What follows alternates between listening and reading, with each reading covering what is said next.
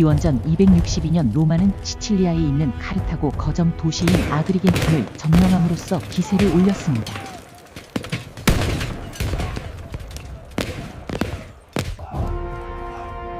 아그리겐툼은 시칠리아의 내륙 깊숙한 곳에 있어서 이듬해에 로마는 그 주변의 내륙 도시들도 순조롭게 장악해 나갈 수 있었습니다. 하지만 문제는 해안 지방이었습니다. 로마가 아그리겐툼을 점령하는 과정에서 주민 2만 5천 명을 노예로 팔아버리는 등 아주 잔혹하게 했습니다. 이로 인해 시칠리아 전역에서 로마에 대한 반감이 컸습니다.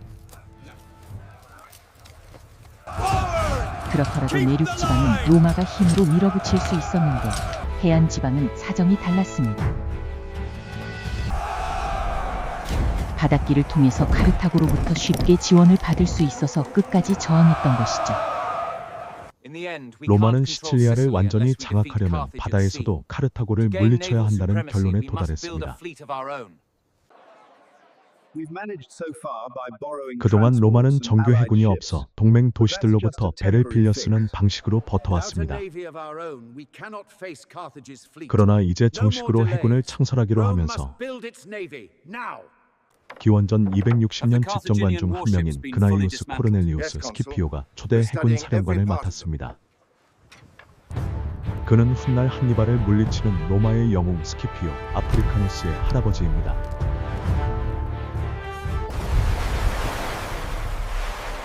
스키피오는 카르타고 전함의 난파선을 본떠 로마식 전함을 건조하게 했고 동맹국 출신의 숙련된 전문가들도 불러들여 준비를 서둘렀습니다.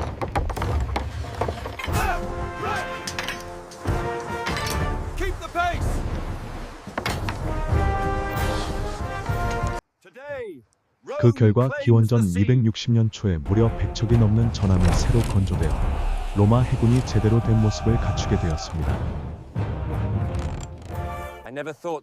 그 무렵 시칠리아 북쪽의 리파리 제도에서 긴급한 소식이 전해집니다. 원래 리파리 제도는 카르타고의 영향권에 속해 있었는데 그곳의 수비대가 로마의 항복 의사를 전해온 겁니다. 일부 사료에서는 이것이 카르타고가 꾸민 함정일 가능성도 언급하지만 확실하게 단정할 증거는 없습니다. 항복 의사를 들은 스키피오는 크게 흥분했습니다. 로마의 집정관 임기는 불과 1년, 매우 짧은 기간이었습니다. 집정관들은 짧은 임기 동안 군공을 세우려고 무척 애를 썼습니다. 조금 과장해서 말하자면 그들은 눈에 보이는 기회라면 물불을 가리지 않고 달려들곤 했습니다. 임기 중 업적을 남겨야 자신의 이름과 가문의 명예를 드높일 수 있고 그래야 본인이나 가문의 다른 인물이 다시 고위직에 오르기가 훨씬 수월한 것입니다. 스키피오는 새로 만든 로마 해군의 전함 17척을 이끌고 서둘러 리파리 제도로 향했습니다. 그러나 이 움직임은 곧바로 팔레르모에 주둔하고 있던 카르타고 사령관 한니발 기스코의 귀에 들어갑니다.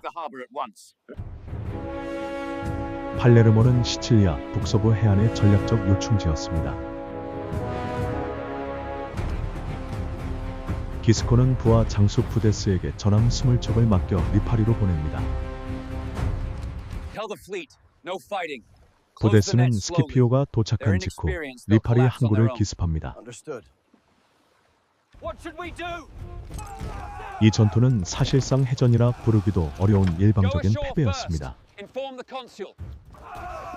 경험 없는 로마 해군은 카르타고 함대가 접근하자 우왕좌왕하며 뿔뿔이 달아났습니다. 스키피오 역시 제대로 저항하지 못한 채 포로로 잡히고 말았습니다.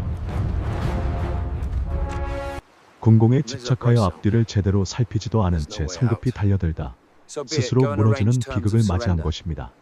스키피오는 훗날 풀려나서 다시 집정관직에 오르기도 합니다. 하지만 이 패배로 인해 아시나라는 별명을 얻어 그의 이름이 그나이우스 코르넬리우스 스키피오 아시나가 됩니다. 아시나는 라틴어로 암나귀를 뜻하는 말로 포로가 되었던 치욕을 조롱하는 별명이었습니다.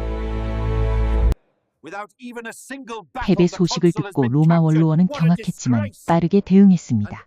Every ship has been taken. We can't just sit in defeat, can we? Of course not. Let us summon Consul Gaius.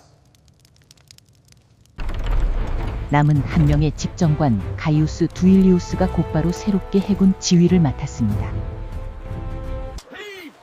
두일리우스가 해군을 재정비하는 과정에서 로마 기술자들은 독특한 무기를 하나 고안해냅니다. 바로 코르부스, 라틴어로 까마귀를 뜻하는 장치입니다. 당시 해전은 청동으로 된 충각을 이용해 적선의 측면을 들이받아 침몰시키는 방식이 주를 이루었습니다. 화공도 있었지만 본질은 배로 배를 격파하는 전투였습니다. 로마는 이런 전통적인 해전 방식에 익숙하지 않았습니다. 코르부스는 이동식 다리 또는 구교 같은 장치였습니다.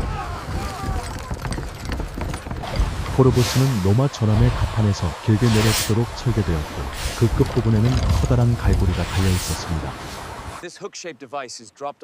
이 갈고리가 적선의 갑판에 꽂히면 다리가 단단히 고정되었습니다. 그 위로 로마 병사들이 건너가 싸우는 것입니다. 이 갈고리 부분이 마치 까마귀 부리처럼 보여서 코르부스라는 이름이 붙었습니다. 한번 꽂히면 빠져나가기 힘들다는 점도 마치 까마귀가 먹이를 덥석 물고 놓지 않는 모습과 닮았다고 할 수 있습니다.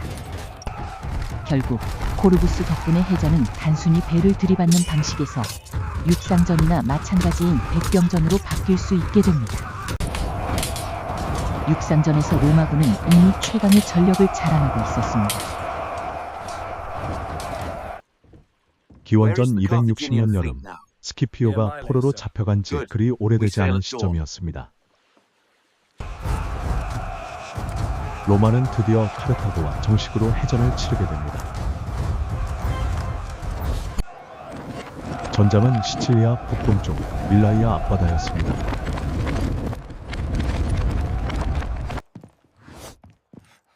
카르타고 함대의 사령관은 한니발 기스코였습니다. 카르타고 병사들은 로마 함대가 대열조차 제대로 맞추지 못하는 것을 보고 처음에는 비웃었습니다.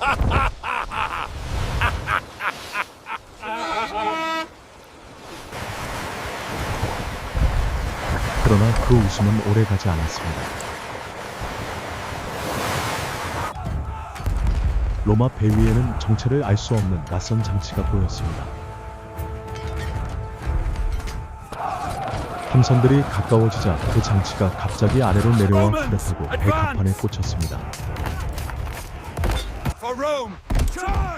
그리고 그 위로 무장한 로마 병사들이 물밀듯이 쏟아져 들어왔습니다. 이게 뭐지? 하는 사이 카르타고 함선들은 순식간에 로마군에게 점령당했습니다. 육상 백병전에 강했던 로마의 방식이 바다로 옮겨온 순간이었습니다. 밀라이아 해전이라고 불리는 이 전투에서 사료마다 조금씩 차이가 있지만 카르타고 함선 약 50척 이상이 격침되거나 납포되었고 로마군의 피해는 상대적으로 적었습니다. 이는 로마 역사상 첫 공식 해전 승리로 기록됩니다. 이 승리로 로마가 더는 육지의 강자로만 머무르지 않고 카르타고와 당당히 맞설 수 있는 해양 세력으로 도약하게 되었습니다. 전투를 승리로 이끈 두일리우스는 로마 시민들의 뜨거운 환영을 받았습니다. 그는 해군 사령관으로서 최초로 개선식을 치른 인물이 되었습니다. 로마는 밀라이아 해전 승리 이후에도 상승세를 이어갑니다. 2년 뒤인 기원전 258년, 술키 해전에서 다시 카르타고를 꺾습니다. 이제 로마는 해전에서도 자신감을 얻기 시작했습니다. 이 무렵 로마는 중대한 결정을 내리게 됩니다. 단순히 시칠리아 섬을 두고 다투는 차원을 넘어 아예 카르타고의 본거지인 아프리카 본토를 직접 공격하기로 마음먹습니다. 그래야 전쟁을 더 빨리 끝낼 수 있다고 판단한 것입니다. 이에 따라 로마는 대규모 원정군을 편성합니다. 기원전 256년 원정군을 실은 수송선단을 호위하며 출항한 로마 함대와 이를 저지하려는 카르타고 함대가 시칠리아 남쪽 에크노무스 앞바다에서 맞붙었습니다. 이 해전에서 로마가 대승을 거두면서 수송선단을 안전하게 지켜냈습니다. 이어서 로마는 마침내 아프리카 본토에 상륙하여 카르타고의 심장부로 전쟁을 확대하게 됩니다.